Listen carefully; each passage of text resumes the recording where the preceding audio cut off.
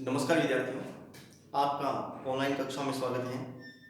पहले हमने कक्षा 12 का जो हिंदी साहित्य का पाठ्यक्रम है उसका अध्ययन किया था। उसको देखा था हमने कि हमारे पाठ्यक्रम में कौन सी जो पाठ्य पुस्तक है और कौन से उसमें हमें पढ़ना है। तो आज हम जो है हमारी प्रथम जो पाठ्य पुस्तक है, जो मुख्य पाठ्य पुस्तक है सरयू, आज हम उसका अध्ययन कर रहे हैं। तो उसमें भी जो पद्यखंड है हमारा पद्यखंड उसका अध्ययन कर रहे हैं, जिसमें हमारे 12 अध्याय हैं। तो पहला जो अध्याय है वो कबीरदास जी का है। तो कबीरदास जी का जो जन्म है वो 1544 विक्रमी संवत में और 1398 ईस्वी में काशी में हुआ था। अब इनके जन्म स्थान के बारे में तो पता नहीं है, विद्वानों में मतभेद है इनके जन्म स्थान के बारे में। और इनका जो पालन पोषण है वो नीरू और नीमा नामक जुलाहा दंपत्ति जो थी उन्होंने किया था। और कबीर के जो गुरु हैं वो स्वामी रामानंद जी थे, उनको ये अपना गुरु मानते थे। और कबीरदास जी ने एकेश्वरवाद जो है, यानी कि ईश्वर एक है, तो उसी में ये विश्वास करते थे, एकेश्वरवाद में विश्वास करते थे। और उनकी दृष्टि में हिंदू, मुसलमान, ब्राह्मण जो अछूत हैं वे सभी एक ही ईश्वर की संतान हैं। इन्होंने हर प्रकार का जो भेदभाव है उसको मिटाने का प्रयास किया है। और उनमें धार्मिक कट्टरता, उन्होंने जो धार्मिक कट्टरता थी, जो छुआछूत थी, बाहरी आडंबर थे, उन पर तीखा प्रहार किया है।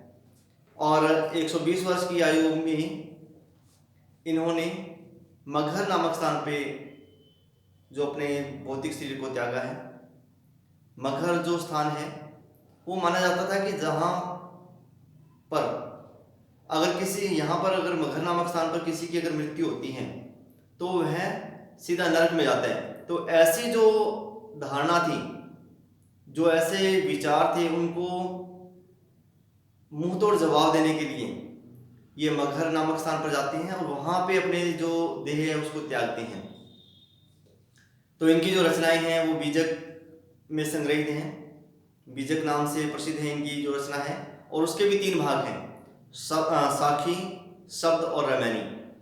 तो जो कि इनकी प्रसिद्धि का कह सकते हैं आधार है। ये एक समाज सुधारक भी थे, साथ ही साथ ये एक अच्छे वक्ता थे। तो ज़्यादातर जो इन्होंने कार्य किया वो समाज सुधार से संबंधित किया है।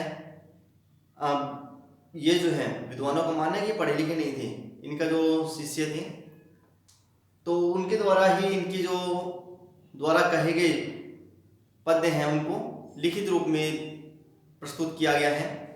तो आज हम ऐसे जो समाज सुधारक थे, कवि जो थे कबीरदास, उनके द्वारा जो लिखे गए दोहे हैं, तो आज हम उनका अध्ययन करेंगे। तो जो पहला हमारा इसमें दोहा है, क्योंकि इन्होंने गुरु की जो महत्ता है उस पर बहुत अधिक बल दिया है। तो गुरु गोविंद तो एक है, दूजो यहू आकार, आपा मेटी जीवित मरे तो पावे करतार। अब इसमें गुरु और जो गोविंद है, गुरु मतलब जो हमारे गुरु हैं, ज्ञान देने वाले हैं, और जो गोविंद है, गोविंद मतलब ईश्वर, कि गुरु और गोविंद तो एक है, गुरु और ईश्वर जो वो दोनों एक ही हैं। दूजा यहू आकार, और जो इस आकार में हम देखते हैं कि गुरु को जो है हम देख रहे हैं वो एक आकार धारण किए हुए हैं, जबकि ईश्वर ही हैं। आपा मेटी जीवित मरे तो पावे करतार। आपा मतलब अपना। तो अगर हम स्वार्थीपन की भावना को मिटा देते हैं, उसको खत्म कर देते हैं, यानी कि आपा मेटी जीवित मरे, जीवित मरना मतलब हमारी जो आकांक्षाएं, जो हमारी इच्छाएं जीवित हैं, अगर हम उनको नष्ट कर देते हैं, जो अपनत्व की भावना है, जो स्वार्थ की भावना है, अगर हम उसको जीवित ही मार देते हैं तो पावे करतार, तो ही हम ईश्वर की प्राप्ति कर सकते हैं। अब इसमें करतार जो शब्द है वो ईश्वर के लिए आया है कि हम अपने जो आपा है, जो स्वार्थ है, जो विषय विकार है, जो इच्छाएं हैं, अगर हम उनको मार देते हैं, अर्थात उनको दबा लेते हैं, तो ऐसा करने पर ही हमें ईश्वर की प्राप्ति होती है। तो इसमें गुरु की महत्ता के बारे में बताया गया है। गुरु को जो ईश्वर के समान बताया गया है, दोनों को एकाकार बताया गया है। दूसरा है ज्ञान प्रकाशा गुरु मिला, सो जिन बिसरी जाई, जब गोविंद कृपा करी तब गुरु मिलिया आई। अब इसमें कहते हैं कि ज्ञान प्रकाशा गुरु मिला, कि जब हमारे अंदर ज्ञान का प्रकाश हुआ तो हमें गुरु मिले हैं। क्योंकि जब किसी के अंदर किसी ज्ञान का प्रकाश ही पैदा नहीं हो रहा है, यानी कि उनमें जागृति नहीं है, तो गुरु कैसे मिल सकता है। सोजिनी बिसरी जाई, सोजिनी बिसरी जाई, तो हम उनको कैसे भुला सकते हैं? जब गोविंद कृपा करी तब गुरु मिलिया आई, कि जब गोविंद ने, गोविंद मतलब ईश्वर ने हमारे ऊपर कृपा की है, तब गुरु मिलिया आई, तब ही हमें गुरु मिला है। यानी कि ईश्वर की कृपा से ही हमें गुरु की प्राप्ति हुई है, और गुरु के द्वारा ही हमें ज्ञान की प्राप्ति हुई है, जिससे हम इस मोह माया से कह सकते हैं, जो अज्ञान है उसको भुला सकते हैं, दूर कर सकते हैं। तीसरा है, पीछे लागा जाई था लोक वेद के साथी, आगे ते सतगुरु मिलिया दीपक दिया हाथी। अब इसमें कहा है कि पीछे लागा जाई था, कि मैं भी सांसारिक जो जीवन है उसको यापित करते हुए, जो बाहरी आडंबर कह सकते हैं, आडंबरों में लगा हुआ था, जो वेदों में कहा गया उनके अनुसार ही चल रहा था। मैं भी उन वेदों में या लोग जो प्रचलित बातें थी उनके साथ ही साथ चल रहा था, लेकिन जैसे मैं इनके साथ आगे आगे बढ़ रहा था, आगे से सतगुरु मिला, और मुझे आगे बढ़ने पर सतगुरु मिल गए हैं, दीपक दिया हाथी, और उन्होंने मेरे हाथ में दीपक दे दिया, अर्थात ज्ञान रूपी जो दीपक है वो प्रदान कर दिया है, जिससे कि मेरे मन में जो भी अंधकार था, यानी कि आडंबरों के पीछे मैं जो लगा हुआ था, तो ये आडंबर जो है वो सही नहीं है, ये अज्ञानता मूलक है। तो सतगुरु ने मुझे जो है ज्ञान रूपी दीपक जो है वो हाथ में दे दिया है, तो जिससे कि मुझे आत्मज्ञान की प्राप्ति हुई है। आगे है इसमें, बूढ़ा था मैं उबरा गुरु की लहरी चमकी, बेरा देखा जजरा तब उतरी पड़े फरंकी।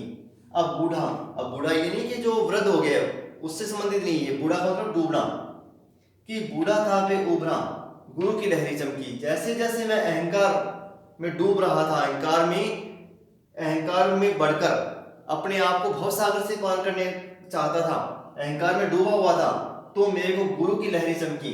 गुरु मतलब जो गुरु हैं उन्होंने अपने ज्ञान की जो चमक है वो मुझे प्रदान की है, अर्थात गुरु रूपी जो लहर है वो मेरे साथ में टकराई। बेड़ा देखा जर्जरा, बेड़ा मतलब बेड़ा, बेड़ा क्या होता है कि एक बड़ी नाव जो है, जो एक जहाज भी कह सकते हैं समुद्र में चलने वाला, तो बड़ी नाव जो है उसके समान से बताएगी कि मैं अहंकार रूपी जो बेड़ा है उसमें सवार होकर इस संसार रूपी सागर को पार करना चाहता था, लेकिन गुरु की जो लहर है, गुरु रूपी जो लहर है वो मेरे उस अहंकार रूपी बेड़े से टकराती है, और मुझे एहसास हुआ कि यह जो अहंकार रूपी जो बेड़ा है वो जर्जर हो चुका है, अर्थात अगर मैं इस पे सवार रहा, अहंकार पे सवार रहा, तो मैं कभी भी पार नहीं जा सकता। तो ऐसा जानकर तब उतरी पड़े फरंकी, जब गुरु की लहर मेरे अहंकार रूपी बेड़े से टकराई तो मुझे ज्ञान हुआ कि वास्तविकता क्या है, अहंकार के द्वारा भवसागर से पार नहीं हुआ जा सकता। तो मैं तुरंत ही उससे उतर गया और अहंकार को त्याग दिया। तो इसमें अहंकार को त्यागने की बात की गई है, इस गुरु द्वारा जो दिया गया ज्ञान है उसकी महत्ता को इसमें प्रतिपादित किया गया है। आगे है, कबीर चित चमकिया चहु दिसि लागी लाई, हरि सुमिरन हाथों गड़ा बेगे लेहु बुझाई।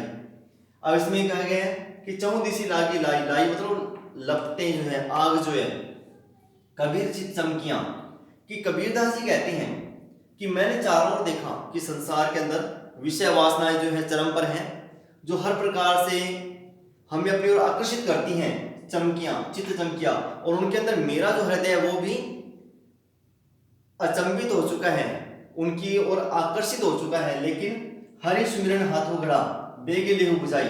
अब क्योंकि मेरा मन भी जो इच्छाएं, जो मोह माया है उसकी लपटों में घिर गया है, लेकिन हरि सुमिरन हाथों गड़ा, लेकिन हरि अर्थात ईश्वर रूपी, ईश्वर स्मरण रूपी जो घड़ा है वो मेरे हाथों में है, बेगे लेहु बुझाई, और जिसके कारण से मैं इस मोह माया रूपी जो अग्नि है उसको शांत कर सकता हूं। तो इसमें ईश्वर का जो स्मरण है उसकी महत्ता को उसमें प्रतिपादित किया गया है कि ईश्वर का स्मरण करने से, ईश्वर का नाम लेने से हम हर प्रकार की जो विघ्न बाधाएं हैं, जो मोह माया है, उनकी लपटों से अपने आप को बचा सकते हैं। छठा जो है, पार ब्रह्म के तेज का कैसा है उन्मान, कहीं को शोभा नहीं देखा ही प्रमाण। अब पार ब्रह्म ईश्वर के बारे में बात की गई है इसमें, कि जो पार ब्रह्म है, जो सर्वशक्तिमान ईश्वर है, उसके तेज का कैसा है उन्मान, उन्मान मतलब उन्माद, उसका कैसा जो नशा है वो छाया हुआ है, कहीं भी को शोभा नहीं। अगर हम कहना चाहें तो उसकी सुंदरता का वर्णन नहीं कर सकते हम, देखा ही प्रमाण। तो देखने पर ही वो प्रमाणित होता है। अगर हम किसी से कहें कि हमने ईश्वर को देखा है, ईश्वर इस प्रकार से है, क्योंकि जैसा हम कल्पना करते हैं तो हमारे सामने वैसे ही रूप में ही ईश्वर प्रकट होते हैं। तो सामने वाले की दृष्टि कैसी है तो हम उसको नहीं बता पाते, प्रमाणित नहीं कर पाते कि हाँ वास्तव में ईश्वर इस प्रकार से है। तो कहीं भी कोई शोभा नहीं, देखा ही प्रमाण। और कबीरदास जी कहते हैं कि उसकी शोभा जो है किसी प्रकार से वर्णित नहीं की जा सकती है, केवल देखने से ही वो प्रमाणित हो सकता है। जिस प्रकार से गूंगा व्यक्ति जो है अगर गुड़ को खाता है तो उसकी मिठास को वही जान सकता है, तो दूसरा नहीं जान सकता। वह अपनी जो गुड़ खाने की जो मिठास है, खाने के बाद में जो उसको मिठास का अनुभव हुआ है, तो वह किसी को प्रकट नहीं कर सकता। उसी प्रकार से ही इसने बताया कि जो ईश्वर को प्राप्त कर लेता है वह ही उसको जानता है, अन्य जो है उसको नहीं जान सकता। ये थे हमारे इसमें कबीरदास जी के द्वारा लिखे गए जो पद हैं, जो दोहे हैं, जिनका हमने अध्ययन किया है। तो आगे जो इसमें, क्योंकि इसमें कुल जो है 12 दोहे हैं और 2 कवित्त इसमें संकलित किए गए हैं, तो हमने पहले 6 जो दोहे हैं उनका अध्ययन किया है। अब आगे जो है हम इनके जो 6 दोहे और हैं उनका भी अध्ययन करेंगे। आशा है कि आपको ये अच्छे से समझ में आया होगा। और क्योंकि इनकी जो भाषा है सदुकड़ी है, आम बोलचाल की भाषा है, खिचड़ी भी कह सकते हैं भाषा जो है, हर प्रकार के शब्दों का इसमें प्रयोग किया गया है, तो इसमें ज़्यादा जो कठिनता नहीं है। अगर सहज जो सरल जो शब्द हैं उनका इसमें समावेश किया गया है। तो आशा है कि आपको ये जो 6 दोहे हैं वो अच्छे से समझ में आए होंगे। धन्यवाद।